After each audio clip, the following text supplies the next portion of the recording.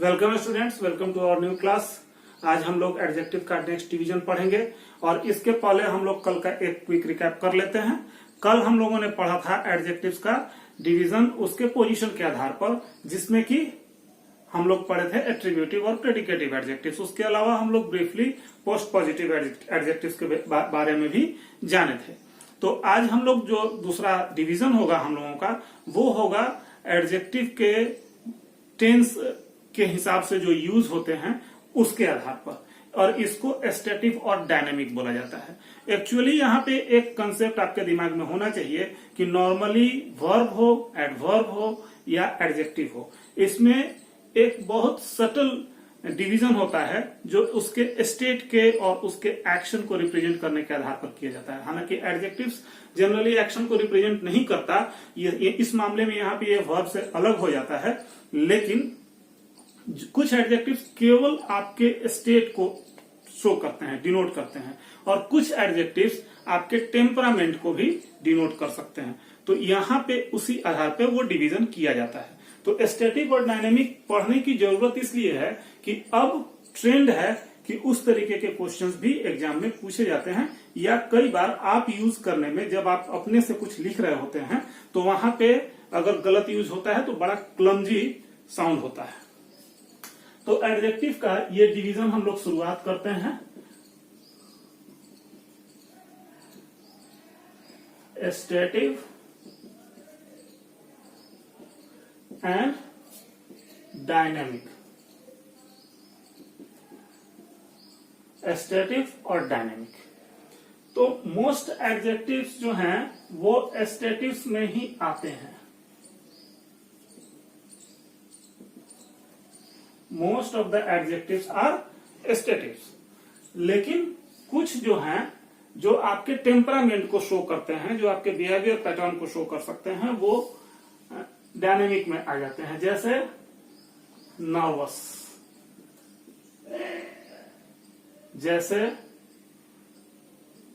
Cruel, funny, जैसे greedy, जैसे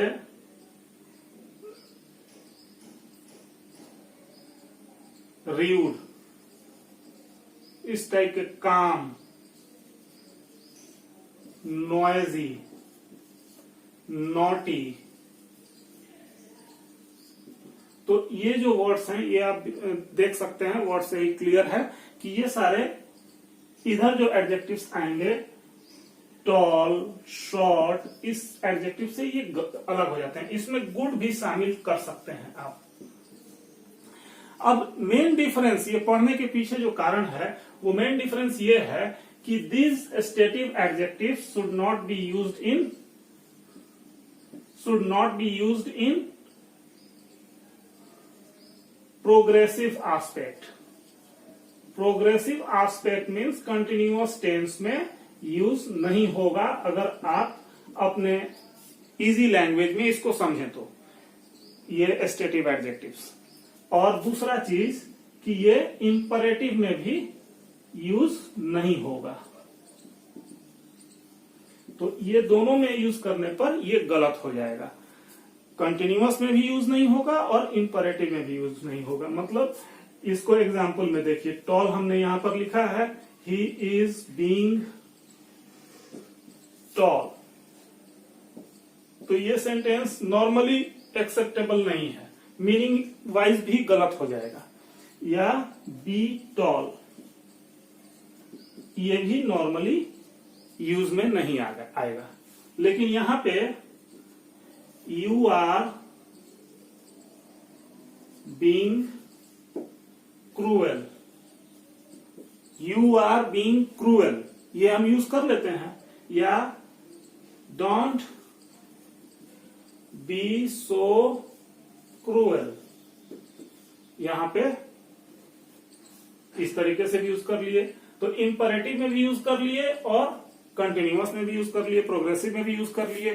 तो मेन इसमें यही होगा। ये लिस्ट थोड़ा लंबा और हो सकता है, लेकिन बहुत ज्यादा इसमें एडिशन नहीं होंगे। और इसका कंसेप्ट सिर्फ यही है कि जो एडजेक्टिव टेम्परामेंट बताता हो, आपका स्वभाव बताता हो, आपके व्यवहार से रिलेटेड हो, तो वहां पे वो डायनेमिक हो जाएगा। और जो आपका सिर्फ इनहेरेंट कुछ क्वालिटीज बताता हो तो वो स्टैटिक होगा नॉर्मली। तो इस तरीके से हम फर्स्ट डिवीजन जो है वो समझ सकते हैं। इसके बाद एडजेक्टिव्स के से रिलेटेड एक और कंसेप्ट है, इसके ग्रेडिबिलिटी को लेकर के।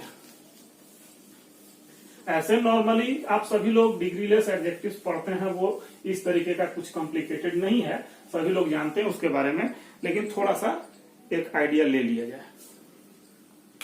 कुछ एडजेक्टिव्स ग्रेडेबल होते हैं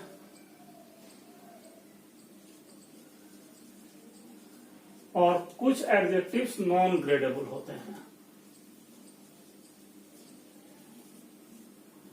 ग्रेडेबल और नॉन ग्रेडेबल, ग्रेडेबल जो है ये इंक्लूड करता है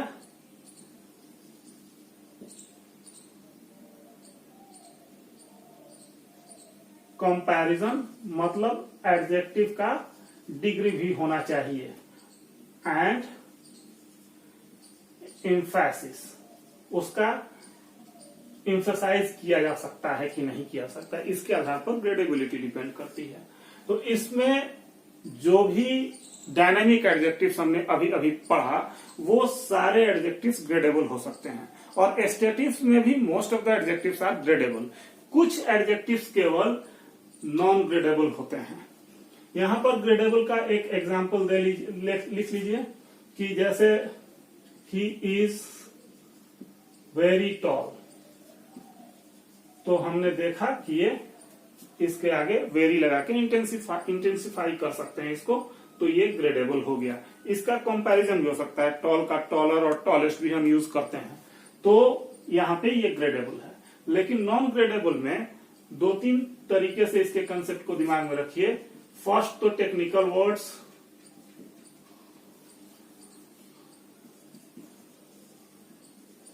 जो टेक्निकल वर्ड्स होंगे वो एडजेक्टिव की तरह अगर काम करते हैं तो नॉर्मली नॉन ग्रेडेबल होंगे। जैसे एटॉमिक साइंटिस्ट, तो इस तरीके के फ्रेज में साइंटिस्ट के पहले एटॉमिक इसके एडजेक्टिव का काम कर रहा है, इसमें कोई इंटेंसिफिकेशन या कोई ग्रेडेबिलिटी इसकी नहीं पॉसिबल है, इसके आगे वेरी या कुछ भी हम लगा नहीं सकते। इसी तरीके से और एग्जांपल मेडिकल कॉलेज हो सकता है, हाइड्रोक्लोरिक एसिड हो सकता है, जो भी साइंटिफिक टेक्निकल टर्म्स हैं वो आ सकते हैं। दूसरा, इसमें एक टाइप हो सकता है जो कि कंप्लीट मीनिंग देता हुआ हो, जैसे परफेक्ट है, कंप्लीट है, चीफ है, हेड है, इस तरीके से। जैसे एग्जांपल ले लीजिए, ए परफेक्ट मदर या ए परफेक्ट मैन हम कहते हैं, तो इसमें वेरी परफेक्ट मदर नहीं बोल सकते क्योंकि जरूरत नहीं है, ये परफेक्ट को इंटेंसिफाई करने की जरूरत नहीं है, तो ये ग्रेडेबल नहीं है, नॉन ग्रेडेबल में आएगा। इसी तरीके से और एक टाइप होगा जो कि लैटिन एडजेक्टिव जिसको बोलते हैं, उसमें major minor mainly degree less होता है, नॉन ग्रेडेबल होता है। जैसे it was a major operation, तो ये जो it was a major operation, तो इसके पहले यहां पर कुछ भी पॉसिबल नहीं है, वेरी मेजर ऑपरेशन या मोर मेजर ऑपरेशन, इस तरीके से हम यूज नहीं कर सकते। तो ये हमारा ग्रेडेबिलिटी हो गया एडजेक्टिव्स का, ये एक टाइप हो गया।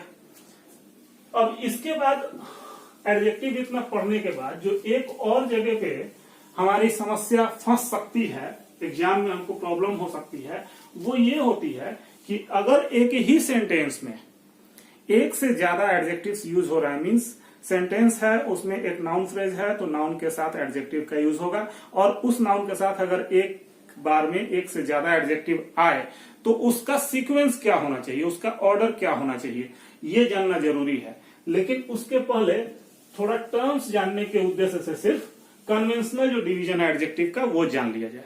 कन्वेंशनल डिवीजन जानने का और कोई पर्पस नहीं है, कन्वेंशनल डिवीजन से कोई डायरेक्ट क्वेश्चन नहीं पूछता है, ये एक जानना जरूरी इसलिए है कि इसके बाद सीक्वेंस पढ़ने में हमको सुविधा होगी। तो जो फर्स्ट होगा वो डिस्क्रिप्टिव होगा, descriptive adjectives that include size, shape, all this things, ये डिस्क्रिप्टिव में आ जाता है। उसके बाद प्रोनोमिनल एडजेक्टिव्स हो सकते हैं।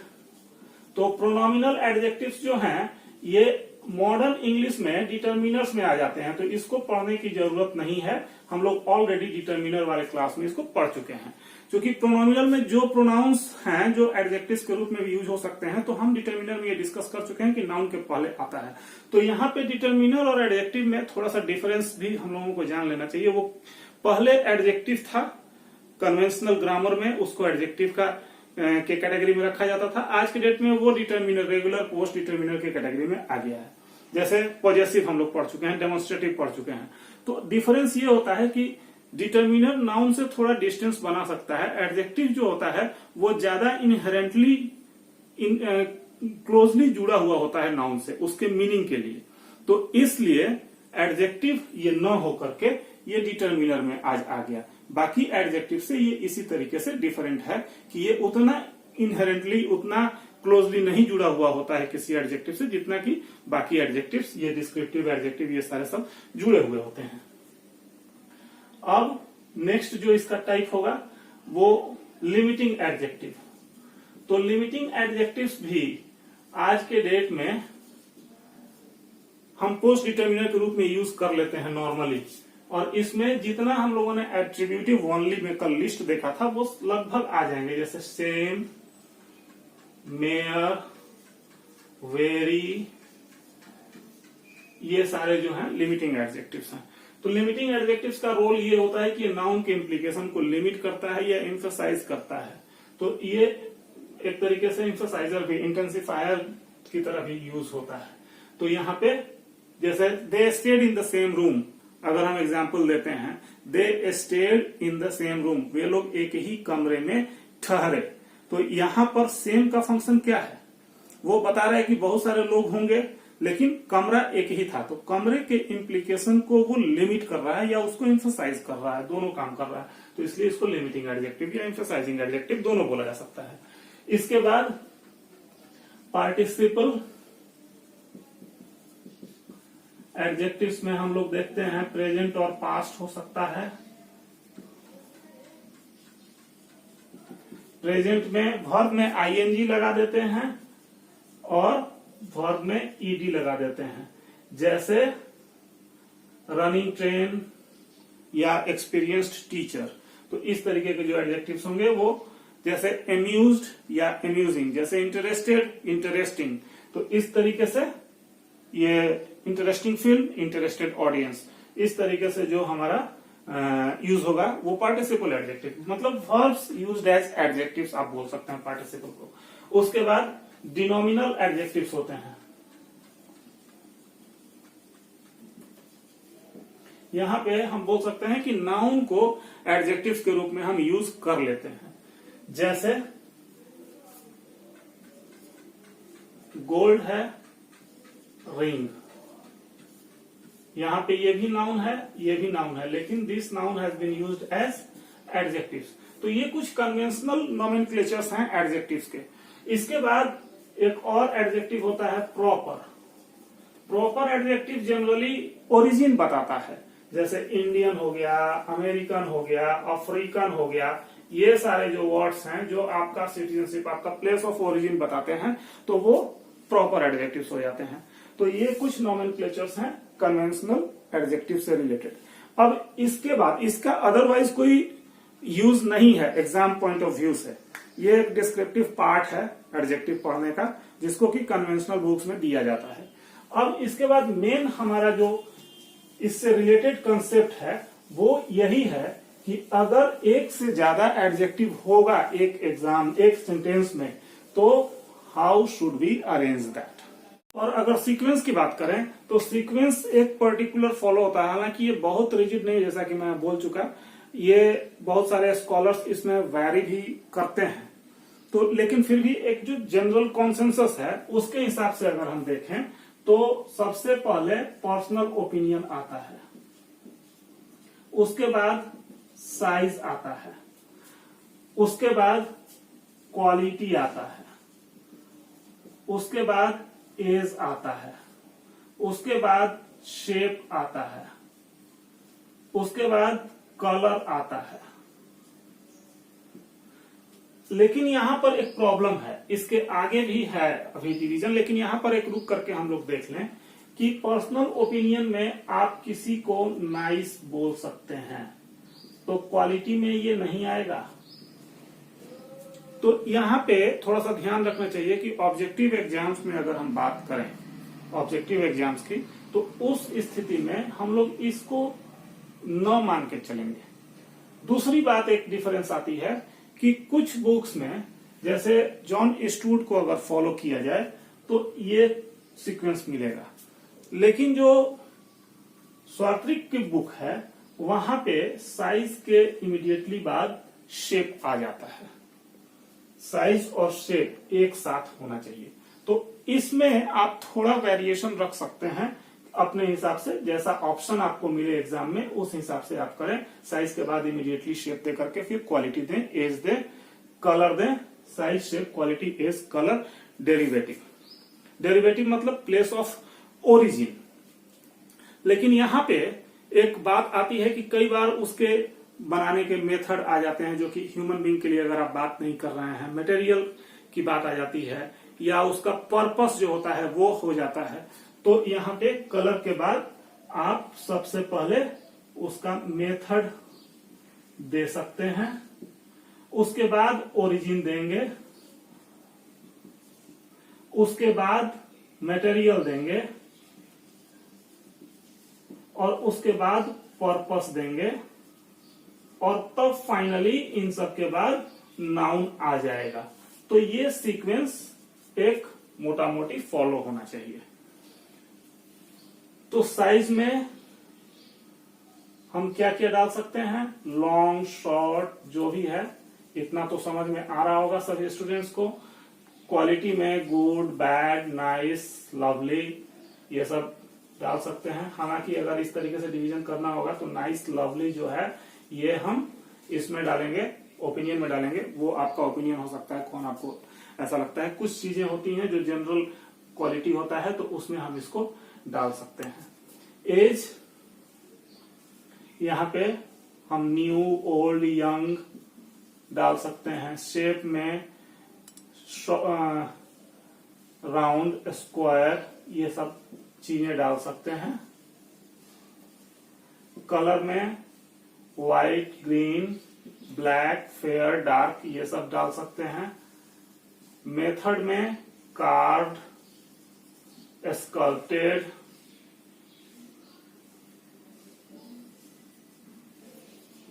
ये सारी चीजें डाल सकते हैं। ओरिजिन में इंडियन, अमेरिकन, जो प्रॉपर एडजेक्टिव्स हैं वो सारे आ जाएंगे। उसी तरीके से मटेरियल में वुडन, प्लास्टिक, मेटालिक, इस तरीके से हम डाल सकते हैं। पर्पस जो होता है वो हमारा जैसे टेनिस कोर्ट है तो टेनिस, इस तरीके से हम डाल सकते हैं। यहाँ पे एक जनरल कंसेप्ट ये रखना चाहिए, जब कुछ समझ में नहीं आ रहा है तो जो एडजेक्टिव नाउन से सबसे ज्यादा क्लोजली रिलेटेड है पर्पस वाइज, तो वो सबसे क्लोज होगा उसके। जैसे टेनिस कोर्ट, तो public tennis court, tennis public court आप नहीं बोल सकते, पब्लिक टेनिस कोर्ट ही बोलेंगे। या एक बिग टेनिस कोर्ट बोलेंगे, टेनिस बिग कोर्ट नहीं बोलेंगे। तो ये ऑब्वियसली अटपटा लगेगा, क्लमजी साउंड करने लगेगा। तो इसलिए this sequence should be followed. इसके बाद फाइनली कोई नाउन आप दे देंगे। तो ये प्रॉपर सीक्वेंस हो गया। इसमें कुछ सेंटेंस बना के एग्जाम्पल्स भी लिए जा सकते हैं, और ये चीज हम लोग नेक्स्ट क्लास में पढ़ेंगे। चूंकि एडजेक्टिव्स में अभी एक क्लास पर अभी मटेरियल बचा हुआ है, मतलब चीजें बची हुई हैं, बहुत सारी चीजें अभी कंफ्यूजन दूर करना है। जैसे पार्टिसिपल एडजेक्टिव के यूज में बहुत सारे स्टूडेंट्स कंफ्यूज करते हैं कि कहाँ इंटरेस्टिंग, कहाँ प्रेजेंट होगा और कहाँ पास्ट पार्टिसिपल होगा। इंटरेस्टेड कहाँ, I am very much interested, the film is very much interesting, इस तरीके से यूज होना चाहिए। है सिंपल, और इसको हम लोग एक्सप्लेन करेंगे नेक्स्ट क्लास में। तब तक से एंजॉय करिए और इससे रिलेटेड खुद भी कोशिश करिए सेंटेंसेस बनाने की। जो मैंने सीक्वेंस दिया तो अपने से सेंटेंस सोचिए और एक एक बात ये भी ध्यान में रखना चाहिए कि इतना सारा एडजेक्टिव्स एक नाउन फ्रेज में नहीं होगा, लेकिन जब होगा तो इसी सीक्वेंस में होगा। यही चीज मैं कहना चाहता हूं कि इसमें दो ही हो, लेकिन क्रम उसका यही होगा, जो पहले है वो पहले होगा, जो बाद में है वो बाद में होगा। उस हिसाब से आप सेंटेंसेस बनाने की कोशिश करिए और कमेंट बॉक्स में डालिए भी, ताकि हम लोग देख सकें कि क्या इंप्रूवमेंट है आपका, कितना समझ रहे हैं। और बाकी क्लास हम लोग नेक्स्ट क्लास में कंटिन्यू करेंगे।